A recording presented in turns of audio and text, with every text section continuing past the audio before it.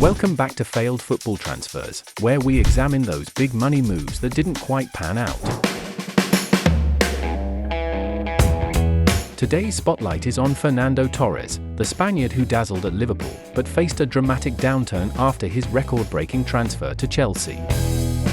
How did this prolific striker go from being unstoppable at Anfield to struggling at Stamford Bridge? Let's dive in. Fernando Torres was a sensation in Spain. At Atletico Madrid, he was their golden boy, netting 82 goals in 214 appearances. When he moved to Liverpool in 2007, his career took off. El Niño's electrifying connection with club icon Steven Gerrard made him an instant fan favourite in Merseyside. His speed, power, and clinical finishing ensured he was every defender's nightmare. Torres became one of the deadliest strikers on the planet and reached new heights. He tasted success with his country, where he scored the goal in Euro 2008 final that ended Spain's 44-year trophy drought and played his part in their maiden World Cup triumph in 2010. But success eluded him at Liverpool despite his 81 goals in 142 appearances over 3.5 seasons. In January 2011, Torres was hungry for success and requested a transfer. Chelsea seized the opportunity by breaking the British transfer record at that time, paying £50 million to bring the Spaniard to Stamford Bridge. Expectations were sky high, with many believing Torres would lead Chelsea to Premier League and European glory. After all, he had been prolific for Liverpool. What could go wrong? As it turned out, quite a lot. Torres' Chelsea debut was an eagerly anticipated clash against Liverpool, where he was underwhelming. That remained the theme for most of that season.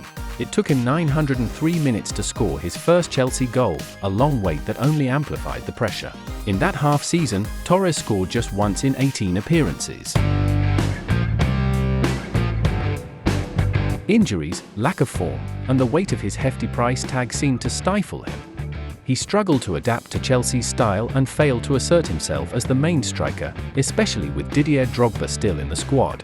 During his Chelsea stint, Torres managed only 45 goals in 172 appearances, a far cry from his prolific days at Liverpool. His form fluctuated, and while he did contribute with crucial moments, like that memorable breakaway goal against Barcelona in the 2012 Champions League semi-final. That goal, which sealed Chelsea's place in the final, and their eventual victory in the competition, is arguably Torres' most iconic moment in a Chelsea shirt. These were rare highlights amid long periods of inconsistency. By 2014, Chelsea had seen enough. Torres was shipped to AC Milan before an eventual return to his boyhood club. The West London side recouped none of the £50 million they had invested, and Torres' time at Stamford Bridge remains one of the most disappointing transfers in Premier League history.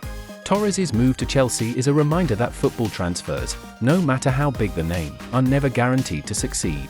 Despite winning major trophies with the club, including the Champions League, Europa League and the FA Cup, his individual performances never came close to what Chelsea fans had hoped for.